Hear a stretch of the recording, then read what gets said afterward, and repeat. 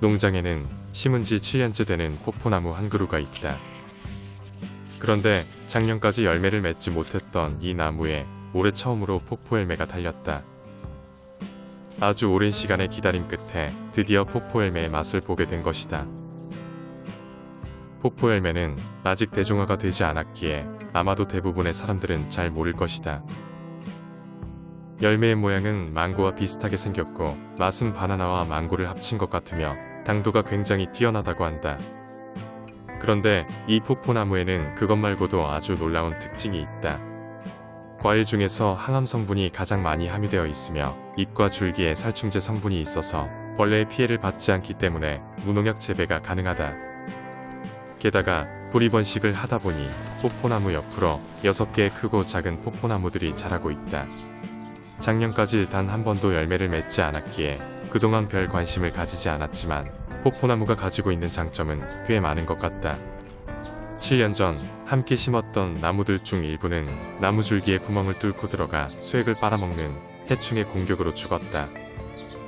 문제는 아열대 기후로 바뀌고 있는 우리나라의 기후적 특성을 고려했을 때 앞으로도 무농약 재배 시 다수의 나무들이 해충의 공격으로 죽을 가능성이 높다는 것이다.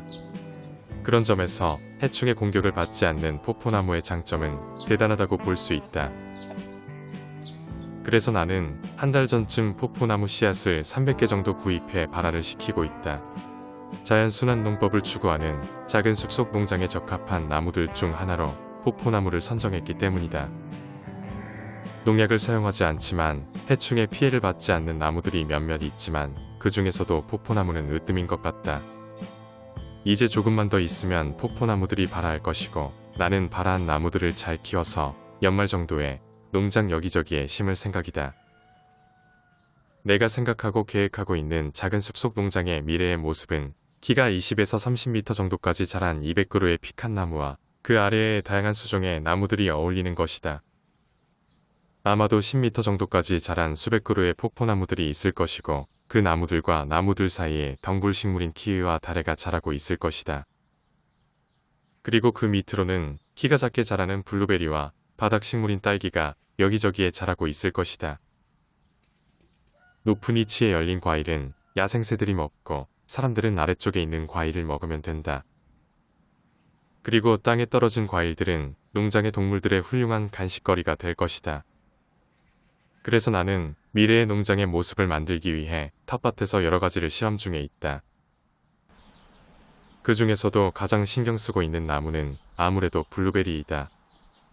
다른 나무들은 모두 일반적인 토양에서 잘 자라는 것들이지만 블루베리는 산성 토양에서 잘 자라는 나무이기 때문이다.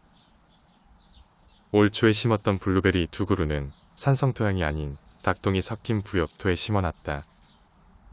얼마 전 산도 측정기로 측정해보니 대략 pH 7도 정도 나왔는데 이 정도면 블루베리에 부적합한 토양이다. 하지만 아직까지는 블루베리 2그루 모두 아주 건강하게 잘 자라고 있다. 비록 산도가 맞지 않지만 유기질이 풍부하고 물 빠짐이 좋기 때문일 거라 생각한다. 그래서 얼마 전 나는 2그루의 블루베리를 추가로 구매하여 화분이 아닌 토지에 바로 심었다. 물론 토양은 닭장 안에 깔아두었던 닭똥이 섞인 부엽토이다. 여러가지 실험을 통해 산성 토양이 아니지만 블루베리가 잘 자랄 수 있는 여건을 찾고 농장 전체로 확대할 생각이다. 그리고 앞으로 이런 나의 도전은 전 세계적 기후위기 속에서 지구 환경에도 도움이 되고 수익도 낼 수 있는 미래형 과수농가의 모델이 될 것이다.